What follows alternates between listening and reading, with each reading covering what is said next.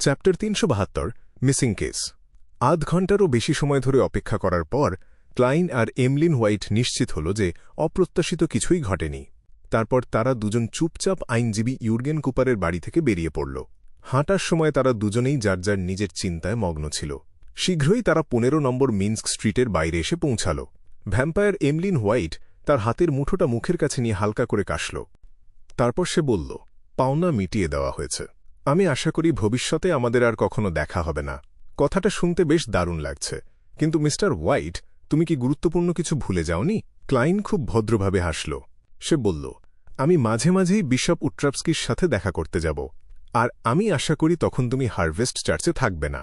তাহলে তোমার মনের ভেতরের ওই মানসিক সংকেত কাটানোর উপায় খোঁজার জন্য আমাকে আর ব্যস্ত হতে হবে না।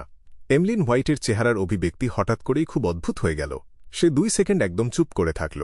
তারপর নিজের থুতনিটা একটু উঁচু করে সে বলল, আমাদের স্যাঙ্গুইনদের মধ্যে অনেক শক্তিশালী নিস্টিকোলজিস্ট আছে। আমি সাহায্য চেয়ে তাদের কাছে চিঠি লিখব। কথা শেষ করে সে নিজের বুকে হাত রাখল। তারপর একটু ঝুঁকে বিদায় জানাল। ঘুরে দাঁড়িয়ে কয়েক পা হাঁটার পরই সে হঠাৎ নিজের হাঁটার গতি কমিয়ে দিল। তারপর মাথা ঘুরিয়ে একটু ইতস্তত করে জিজ্ঞেস করল, তুমি এখানে কি রান্না করছিলে? ক্লাইন বাড়ি থেকে ভেসে আসা সুগন্ধে বুক ভরে শ্বাস নিল। তারপর বেশ আগ্রহ নিয়ে সে বলল, গরুর হাড় আর মূলা দিয়ে তৈরি স্যুপ, সাথে ফেইন পট্টার মালভূমি থেকে আনা মরিচ আর ভাত। এমলিন ভ্রু কুঁচকে মাথা নাড়ল। সে বলল, মরিচ এমন কোনো জিনিস না যা স্যাঙ্গুইনদের খুব পছন্দ হবে। সত্যি কথা বলতে, একটা ভ্যাম্পায়ার বসে বসে মরিচ খাচ্ছে, এটা কল্পনা করা আমার জন্য বেশ কঠিন। অবশ্য আমি মাঝে মাঝে কল্পনা করি যে একটা ভ্যাম্পায়ার হাতে একটা গরম বান রুটি নিয়ে রসুন আর পেঁয়াজ চিবোচ্ছে। ক্লাইন মনে মনে খুব মজা পেল। সে দরজার দিকে আঙুল তুলে ইশারা করে বোঝাল যে সে এখন তার রাতের খাবার উপভোগ করতে যাচ্ছে। এমলিন হোয়াইট ১ সেকেন্ড চিন্তা করল। তারপর গলার স্বর নামিয়ে খুব ভেবেচিন্তে সে বলল, গতরাতে আমি অনেকক্ষণ ধরে বিষয়গুলো নিয়ে ভাবলাম, আর বুঝতে পারলাম যে তুমি আসলে কিছুই করনি। তাহলে তুমি কেন পারিশ্রমিক চাইছ? ওই বৃদ্ধ লোকটা যে কোনো মুহূর্তেই আমাকে চলে যেতে দিত। ক্লাইন ফিক করে হাসল। সে বলল, না, হিসাবটা এভাবে হয় না। তোমার বাবা মা তোমাকে খুঁজে বের করার মিশন দিয়েছিল, তোমাকে বাঁচানোর জন্য নয়। শেষ পর্যন্ত আমিই তোমাকে খুঁজে বের করেছি। চুক্তি অনুযায়ী পুরস্কারটা আমারই পাওয়ার কথা। তাছাড়া আমি যদি তোমাকে মনে করিয়ে না দিতাম, তাহলে তুমি হয়তো কয়েক সপ্তাহ বা মাস ধরে হারভেস্ট চার্চেই থেকে যেতে, আর তুমি হয়তো বুঝতেই পারতে না যে তুমি আসলে মুক্ত। এমনকি তোমার মনের ভেতর যে বীজটা বুনে দেওয়া হয়েছে সেটাও তুমি খেয়াল করতে পারতে না। এমলিনের মুখটা বিকৃত হয়ে গেল। সে বলল, তুমি কি বোঝাতে চাইছ যে আমার বুদ্ধি ঠিকঠাক নেই? না, আমি সরাসরিই বলছি। ক্লাইন হাসল, কিন্তু আর কিছু বলল না। সে শুধু দরজাটা খুলল আর সোজা রান্নাঘরের দিকে চলে গেল। তার মনটা তখন ওই পরিষ্কার আর লোভনীয় স্যুপ, সাদা ভাত, নরম অথচ চিবিয়ে খাওয়ার মতো গরুর মাংসের চিন্তায় ভরেছিল। তার ভাবনায় ছিল হাড়ের গভীরে লুকিয়ে থাকা মজ্জা, মিষ্টি আর সতেজ মূলার সাথে মাংসের স্বাদ, আর ফেইনপটার মালভূমি থেকে আনাকুচি করা মরিচ। ঝাল আর গরম সেই মরিচের কুচির ভেতর গোলাপি রঙের লবণ আর সবুজ পার্সলে পাতাও মেশানো ছিল।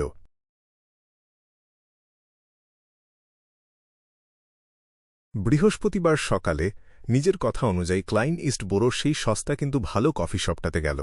ওল্ড কোহলার এখনও আগের সেই একই মোটা জ্যাকেটটা পরে ছিল।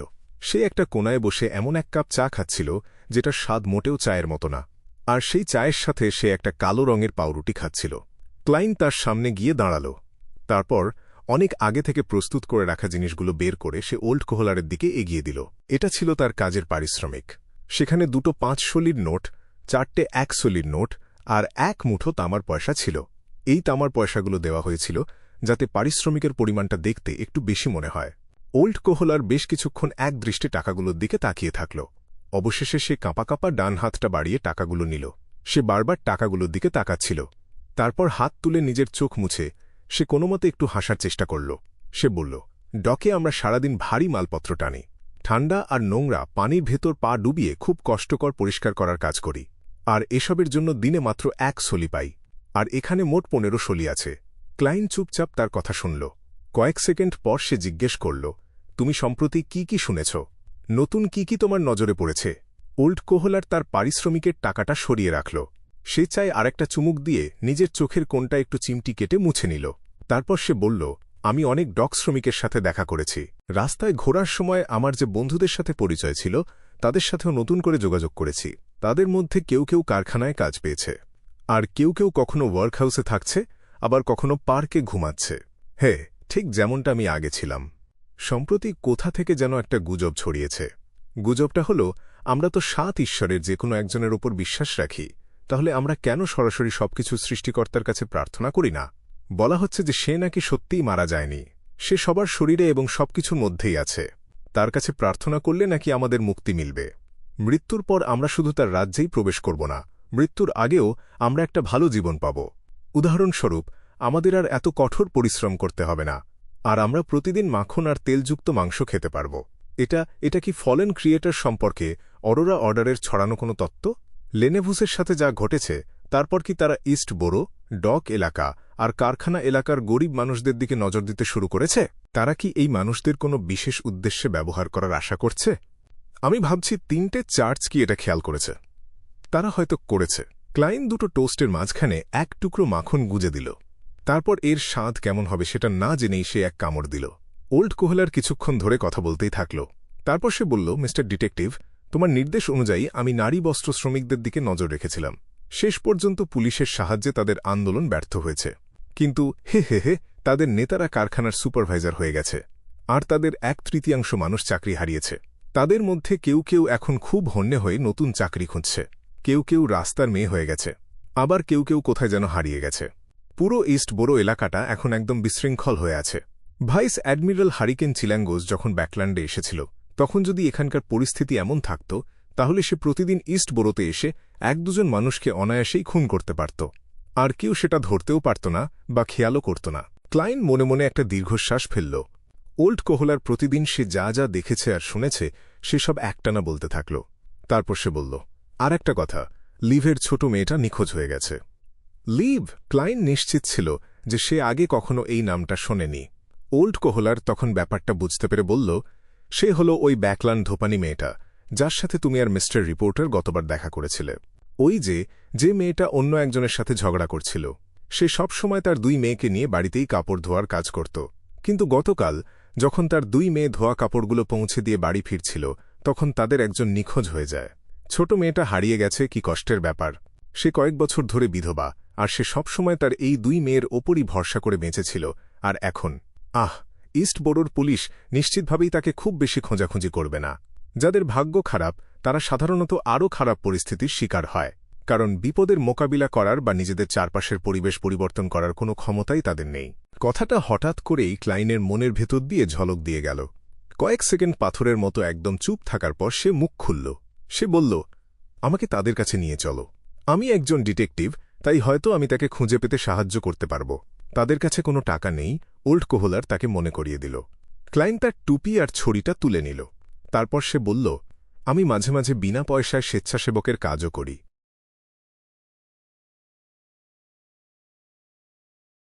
চেরুড বোরো এলাকায় সেই অ্যাপার্টমেন্টটায় যেটা ওই 2 ভদ্রমহিলা প্রথমে ভাড়া নিয়েছিল, শিও দেরেচা আবারও একজন বাউন্টি হান্টার হিসেবে তার পুরনো জীবনে ফিরে গেছে।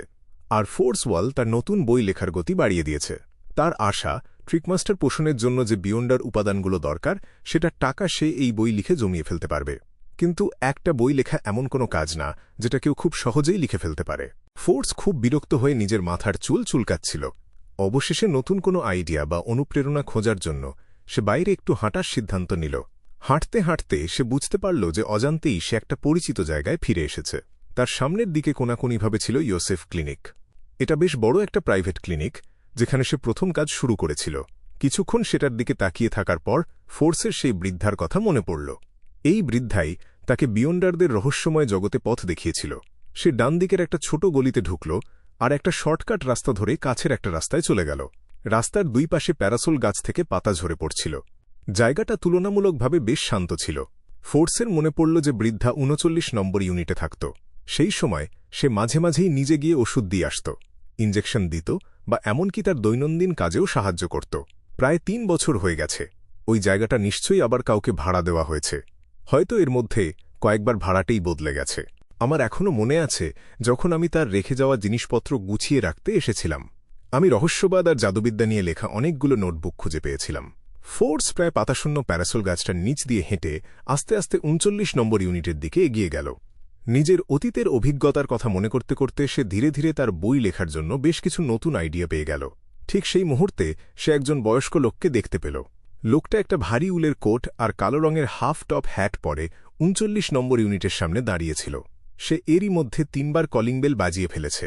কয়েক মিনিট পর কেউ দরজা খুলছে না দেখে নীল চোখের সেই বয়স্ক লোকটা মাথা নাড়ল আর ঘুরে দাঁড়াল। সে খুব অবাক হয়ে বিড়বিড় করে বলল, এখনও কেউ নেই। হঠাৎ সে ফোর্সকে দেখতে পেল, যে একটু দূর থেকে তার দিকেই তাকিয়েছিল। সে তড়িঘড়ি করে হেঁটে তার কাছে এল।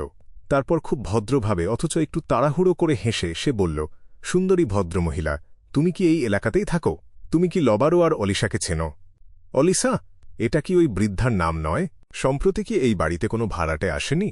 একটু ভেবেচিন্তে ফোর্স বলল, আমি যে মিস অলিশাকে চিনি, তিনিই তোমার খোঁজা মানুষটা কি না সেটা আমি জানি না। সে অনেক দিন ধরে এখানেই থাকত, কিন্তু সে আজ থেকে ৩ বছর আগে মারা গেছে।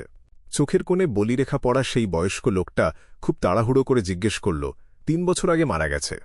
আর লবারোর কি খবর? ফোর্স খুব সততার সাথেই উত্তর দিল, তার স্বামী তো তারও আগে মারা গেছে। বয়স্ক লোকটা মুহূর্তের জন্য একদম হতবাক হয়ে গেল। তারপর তার চেহারায় একটা গভীর দুঃখের ছাপ ফুটে উঠল। এক মুহূর্ত চুপ থাকার পর সে বলল, ধন্যবাদ, ভালো ভদ্রমহিলা। আমি লবারোর বড় ভাই, আর আমি এতদিন ধরে মিডসিশায়ারে থাকছিলাম। যেহেতু অনেক দিন ধরে আমি তাদের কাছ থেকে কোনো চিঠি পাইনি, তাই ভাবলাম একবার এসে তাদের সাথে দেখা করে যাই। তুমি কি আমাকে বলতে পারবে গত কয়েক বছরে তাদের সাথে ঠিক কি কি ঘটেছিল?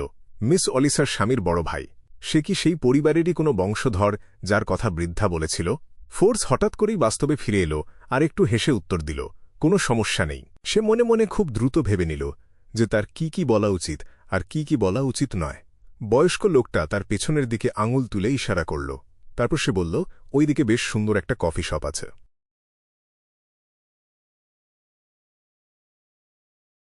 ক্লাইন আরও একবার ইস্ট বোরোর একটা একটু পুরনো অ্যাপার্টমেন্টের গুমোট ঘরে পা রাখল। সে সেই মহিলাটাকে দেখতে পেল, যে গতবার তার পেশাকে অপমান করার কারণে একটা রাস্তার মেয়ের সাথে ঝগড়া করেছিল। সে এক গাদা কাপড়ের স্তূপের মাঝে দাঁড়িয়েছিল। তার বলিরেখা পড়া চেহারায় আগের সেই তেজ আর সজীবতা একদমই ছিল না। তার কঠোর পরিশ্রম করার সেই উদ্যমটা যেন হারিয়ে গেছে, আর তাকে একদম প্রাণহীন দেখাচ্ছিল। আর তার বড় মেয়ের কথা বলতে গেলে ১৭-১৮ বছর বয়সী মেয়েটা বিছানার পাশে বসে কাপড় ধুচ্ছিল আর অনবরত ফুঁপিয়ে ফুঁপিয়ে কাঁদছিল। সে বলছিল, সব দোষ আমার, আমি তাকে ঠিকমতো নজরে রাখিনি, আমার তাকে ওই নির্জন গলিতে নিয়ে যাওয়া উচিত হয়নি। সে এমনকি এটাও বলেছিল যে আজ রাতে সে অবৈতনিক স্কুলে গিয়ে আরও কয়েকটা নতুন শব্দ শিখবে। এটা আমার দোষ, সব আমার দোষ। ব্যাকল্যান্ড ধোপানি লিভ হঠাৎ করেই যেন হুঁশ ফিরে পেল। সে ঘুরে তার বড় মেয়ের দিকে তাকাল। নিজের চেহারার দুঃখের ভাবটা মুছে ফেলে সে খুব রাগী গলায় তাকে বকা দিল, তুমি কাঁদছ কেন? ওঠো আর কাপড়গুলো ধো। তুমি কি না খেয়ে মরতে চাও? তুমি কি এমন অবস্থা করতে চাও যাতে তুমি অবৈতনিক স্কুলেও যেতে না পারো? এভাবে চিৎকার করার পর সে দরজার কাছে ক্লাইন আর ওল্ড কোহলারকে দেখতে পেল। সে বেশ সন্দেহের সুরে জিজ্ঞেস করল, ওল্ড কোহলার, ইনি কে?